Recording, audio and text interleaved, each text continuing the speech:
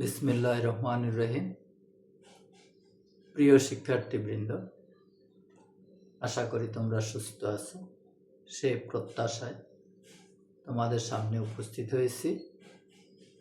আজকে আমি আলোচনা করব অর্থনীতি অনার্স প্রথম বর্ষের স্ট্যাটিস্টিক্স 1 অধ্যায়ের নাম হলো সেন্ট্রাল টেন্ডেন্সি বা কেন্দ্রীয় প্রবণতা। এই কেন্দ্রীয় প্রবণতার উপর এটা আমার দ্বিতীয় লেকচার। গত ক্লাসে আমি কেন্দ্রীয় প্রবণতা পরিমাপের যে তিনটা পদ্ধতি, মিন, মিডিয়ান অ্যান্ড মোড, মিনের simple series and discrete series নিয়ে আলোচনা করেছি। দুইটা অঙ্ক করিয়েছি। আজকে আমি তৃতীয়টা কন্টিনিউয়াস সিরিজ, অবিচ্ছিন্ন সিরিজ বলে এটা, অবিচ্ছিন্ন।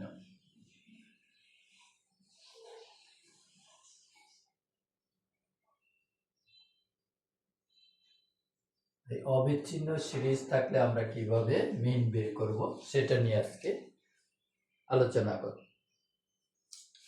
তো একটি অঙ্ক নিয়ে আমরা আলোচনা করি। সেটা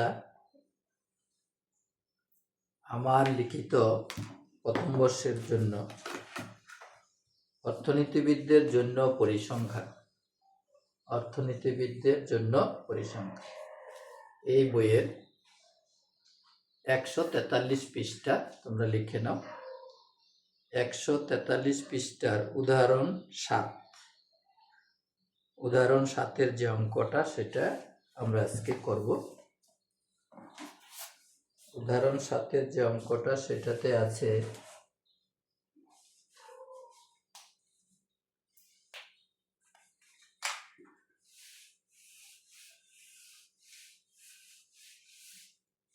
অঙ্কটা আমি সরাসরি লম্বালম্বিভাবে উঠিয়ে নিচ্ছি। শ্রেণীব্যক্তি গণসংখ্যা বইয়ে কিন্তু এইভাবে আছে, আমরা পরীক্ষার খাতায় এইভাবে উঠাবো।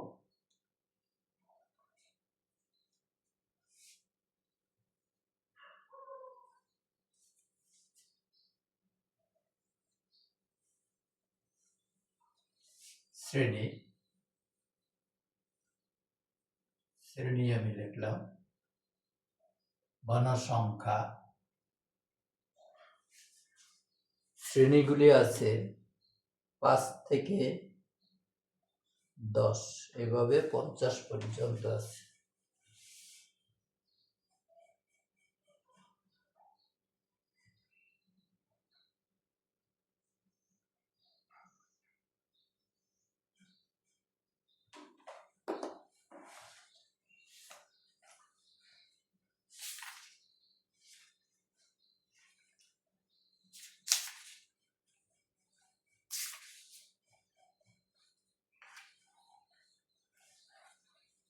আচ্ছা, এই অঙ্কটি আমরা ব্যবহার করি, এতে একটু আইটেম আমি কমিয়ে দেব, নিজের মতো করে লিখি।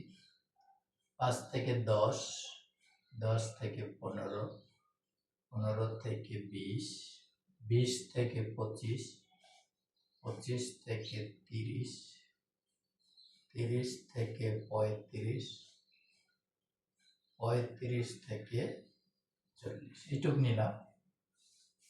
হয়ে যাই থাকুক, আমরা এটুক নিলাম। গণসংখ্যা 3, 5, 7, 10, 5, 3, 5, 7, 10, 5, 3, 1, এইটুক দেওয়া আছে। এখান থেকে গড় নির্ণয় করতে বলছে বা পাটিগাণিতিক গড় নির্ণয় করো। তাহলে কন্টিনিউয়াস সিরিজ বোঝার উপায় হলো শ্রেণী দেওয়া থাকবে আর গণসংখ্যা দেওয়া থাকবে। শ্রেণী আর গণসংখ্যা দেওয়া থাকবে। গণসংখ্যা মানে ফ্রিকোয়েন্সি। শ্রেণী দেওয়া থাকলে এটাই কন্টিনিউয়াস সিরিজ। মূলত অনার্সে এই কন্টিনিউয়াস সিরিজের অঙ্কই সবসময় আসে। তাহলে এরকম অঙ্ক দেওয়া থাকলে আমরা দেখব এটার শ্রেণীগুলি ঠিক আছে কিনা, সবটার ডিফারেন্স সমান কিনা। 10, 15, 20, 25, 30, 35, 40, 5 করে ডিফারেন্স। তাহলে ডিফারেন্স ঠিক আছে। যদি ডিফারেন্স ঠিক থাকে তাহলে আমাদের প্রথম কাজ হলো এখান থেকে শ্রেণীর মধ্যবিন্দু নির্ণয় করা। মধ্যবিন্দু, এটাকে এক্স বলে, বড় হাতের এক্স দিই আমরা। মধ্যবিন্দু মানে এক্স, ছোট হাতেরই লিখলাম, এফ যেহেতু ছোট হাতের। মধ্যবিন্দু নির্ণয় করার পদ্ধতি, এই দুইটা যোগ করে ভাগ করতে হবে 2 দিয়ে। 10 আর 5 15, 2 দিয়ে ভাগ করলে হয় 7.5। এখানে হবে 12.5। এখানে একটি কথা বলে রাখি, ডিফারেন্স যেহেতু 5, শ্রেণীব্যাপ্তি যেহেতু 5, প্রথমটা বের করে 5 যোগ করে দিলে হবে। প্রথমটা বের করে 7.5, এটার সাথে 5 যোগ করব, তারপরে 5 যোগ করব, তারপরে 5 যোগ করব, তারপরে 5 যোগ করব, তারপরে 5 যোগ করব, তারপরে 5 যোগ করব। হয়ে গেল। আপাতত এইটুকু থাক, এইগুলো আমাদের প্রথম কাজ। গড় নির্ণয় করার দুইটা পদ্ধতি আছে আমরা জানি। একটা পদ্ধতি হলো summation f x by N.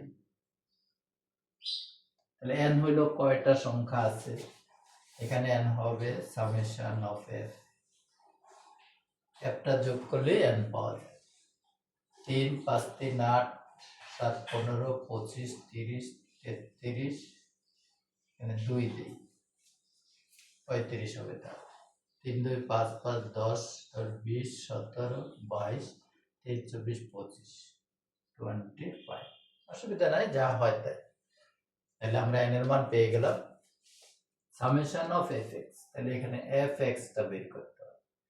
F x হলো এফ আর এক্স এর গুণফল। এটাতে এটারে গুণ করলে 3, 7, 21, 22, 22.5,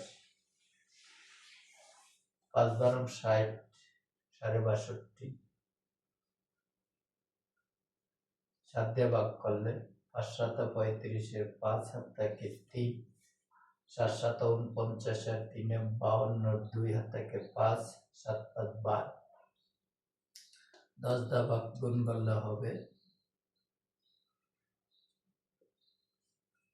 5 দিয়ে করলে 5, 5, 25, 5 হাত থাকে 2, 5, 7, 35, 2, 37, 7 হাত থাকে 3, 5, 2, 10, 3, 13। 3 দিয়ে করলে 3, 5, 15, 5 হাত থাকে 1, 3 2, 6 আর 1 7, 3 3 9। 2 দিয়ে করলে 10 0 হাত থাকে 1, 7 14 আর 1 15, 5 হাত থাকে 1, 3 2, 6 আর 1 7। তাহলে সামেশন অফ এফ এক্স এইটার যোগফল 1 2 3 4 5, 5 25, 5 হাত থাকে 2, 5 2 7, 7 7 14, 3 7 21, 21 আর 5 হলো 26, 27, 28, 29, 30, 31, 32, 2 হাত থাকে 3, 7 3 10, 10 আর 9 19, 20, 21, 22, 23, 24, 25, 26, 7 26 আর 6 হলো 32, 33, 34, 4 হাত থাকে 3, 3 আর 1 4, 5 6 7। ভুল হতে পারে, আমরা যোগ করে নেব এটাতে। তাহলে কত হলো 7 4 2.5 ডিভাইডেড বাই 25।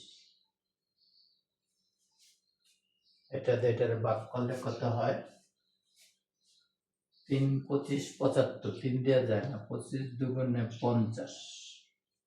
তাহলে 50 গেলে এখান থেকে থাকে কত 24, 24 আসলো 2, তাইলে 9 50 কত 8 পঞ্চাশে 200, 9 50, 9 50 হলো 225, 225 গেলে থাকে 7, 5 আছে 12 এবং 7 হলে হাত থাকে 1, 3, 1 17, তাহলে কয় দিয়ে গেল 9 দিয়ে। তারপরে হলো দশমিক, এখানে আছে 5, 175, 4, 3, 7, এরকম একটা কিছু হবে। তাহলে আমরা x বার নির্ণয় করে ফেললাম। এটা হলো গড়। সূত্রটা হলো কন্টিনিউয়াস সিরিজ হলে summation fx by n, f হলো ফ্রিকোয়েন্সি, x হলো মধ্যবিন্দু, এটা হলো যোগফল, n হলো টোটাল ফ্রিকোয়েন্সি। টেবিল থেকে মানগুলি নিয়ে আমরা এখানে বসিয়ে দেবো, আর যখন এই সূত্র লিখবো এই সূত্র পরিচিত দেব। x বার হলো কি গাণিতিক গড়, f কে x কে f, সামেশন কে n কে, এগুলি ডান দিকে লিখে নেব, বইয়ে আছে সুন্দর করে। তাহলে আমরা মিন নির্ণয় করতে বললে, গড় নির্ণয় করতে বললে দুইটা পদ্ধতি আছে। এটা হলো ডাইরেক্ট মেথড,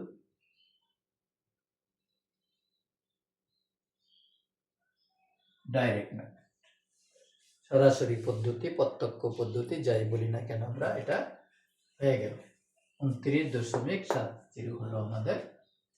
এখন আমরা দ্বিতীয় যে পদ্ধতিটা আছে, শর্টকাট মেথড আছে একটা, শর্টকাট মেথডে করব আমরা।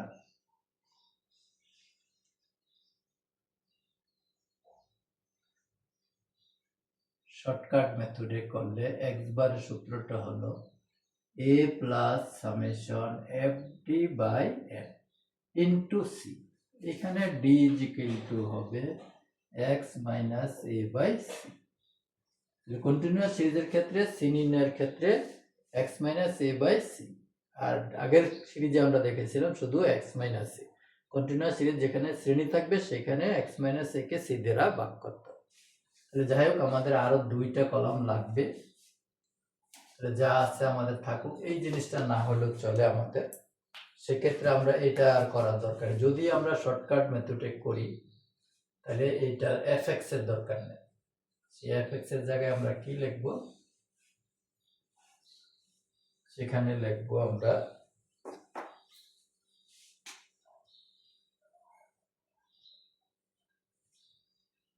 d, লিখ d is equal to কি x মাইনাস a বাই। তাহলে গণসংখ্যা যেটা বড় সেই বরাবর যেটা x, সেটাকে আমাদের এ ধরতে হবে। গত ক্লাসে আমি বলেছি ফ্রিকোয়েন্সির ক্ষেত্রে যারটা বড় সেইটার বরাবর যে x, সেটাকে এ ধরতে হবে। কল্পিত গড়, এই মানে কল্পিত। আর এই যেহেতু শ্রেণী সবগুলি শ্রেণী 5 ব্যবধান, তাহলে আমরা সবসময় x minus a by c, তাহলে এটাই x এটাই a, এটার ক্ষেত্রে যখন বের করব এটাই x এটাই a, x মাইনাস a, এটাই x এটাই a, তাহলে 0 হয়ে যায়, এটা 0। উপরে দেব আমরা plus, minus, minus 1, minus 2, minus 3, নিচে দেব প্লাস 1, প্লাস 2, প্লাস 3। আমি আবার বলছি, কন্টিনিউয়াস সিরিজে যদি শ্রেণী ব্যবধান ঠিক থাকে, সমান থাকে, তাহলে যেটার আমরা এ ধরবো সেটা বরাবর d এর কলামে 0 হবে, উপরে হবে মাইনাস 1, মাইনাস 2, মাইনাস 3, নিচে হবে প্লাস 1, প্লাস 2, প্লাস 3, যতটা থাকে। একটা আমরা বের করে দেখি, যেমন এইটা 12.5 বিয়োগ 22.5, তাহলে কত থাকে মাইনাস 20। 12.5, 22.5, মাইনাস 10 থাকে, মাইনাস 10 এর 5 দিয়ে ভাগ করলে শ্রেণী ব্যবধান কত, 5 এর মান 5, মাইনাস 10/5 সমান সমান মাইনাস, এই মাইনাস, এটা হলো 7.5 থেকে 22.5 গেলে থাকে কত 15, মাইনাস 15 এর 5 দিয়ে ভাগ করলে হবে 3। এইভাবে আমরা বের করে নিব। আর যদি মনে থাকে প্রথমটা বের করব, উপরে -1, -2, -3, নিচে +1 +2 +3 যদি শ্রেণী ব্যবধান ঠিক থাকে, যদি শ্রেণী ব্যবধান ঠিক থাকে। তাহলে আমাদের আর একটা কলাম দরকার, সেটা হলো কি দরকার, এফডি। এফডিটা আমরা বের করে নিই। এই এফ এর ডি দিয়ে খুব সহজ, -9 -10 -7, এটা তো 0, এটা 5, এটা 6, এটা 6। তাহলে সামেশন এফডি 6 6 12 আর 17 প্লাস রেন্ড 17, এটা কাটা, এই মাইনাসের 17 প্লাসের 17 শেষ, -9। সূত্রে মান বসাই, এ কত আমাদের 22.5 প্লাস -9/25 ইন্টু 5, সি এর মান 5। এই মানগুলো আমরা লিখে নেব, এ কত, সামেশন এফ ডি কত, এন কত, সি কত, তারপরে মানটা বসিয়ে 22.5 মাইনাস 5 9 45/25, অথবা এটা দিয়ে এটা 5 দিয়ে ভাগ করে দিলে 1 পয়েন্ট সামথিং হবে। তাহলে এখানে কত হয়,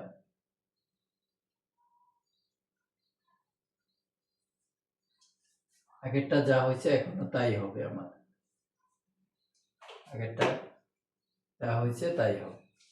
তাহলে 22.5, এটা কি ভুল হয়েছিল যোগফল, যাই হোক এখন আর ওখানে গেলাম না, দেখি কত হয়। আগেরটা যোগটা মনে হয় ভুল ছিল, যাই হোক। তাহলে এখানে -45 হলে 2 তো হয় না, 1 21 হবে।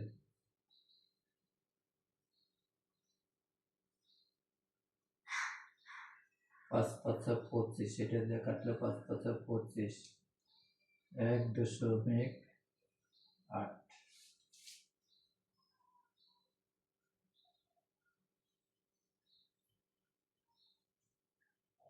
1.8 গেলে কত থাকে, 28 15 7 হইলে 7টা ঠিক ছিল, তাকে 2 এর দিয়ে বইনা গেল 0, 2 এর 20.7। আগেরটা একটু ভুল হয়েছিল যোগ বারটা, যাই হোক তোমরা দেখে নিবা, যোগ বিয়োগ নিজে নিজে করবা, ক্যালকুলেটর দিয়ে করতে হবে, মুখে করা কষ্ট। যাই হোক, তাহলে আমরা প্রসেসটা শিখি। কন্টিনিউয়াস সিরিজ দেওয়া থাকলে দুইটা পদ্ধতি আছে, যদি আমরা শর্টকাটে করি, এই নিয়মটাই সবাই করে, তাহলে আমরা মধ্যবিন্দুটা বের করতে হবে। উভয় ক্ষেত্রে মধ্যবিন্দুতে যার গণসংখ্যাটা বড় সেটাকে আমরা এ ধরবো, এর বরাবর 0, -1 -2 -3 +1 +2 +3, ডি বের করে হয়ে গেল এফডি, এফ এর ডি দিয়ে গুণ, এটার সাম করব, সাম করার পরে এই সূত্রে মান বসিয়ে দেব, যোগ বিয়োগ করলে যা হবে সেটাই হলো গড় বা গাণিতিক গড় বা পাটিগাণিতিক গড়।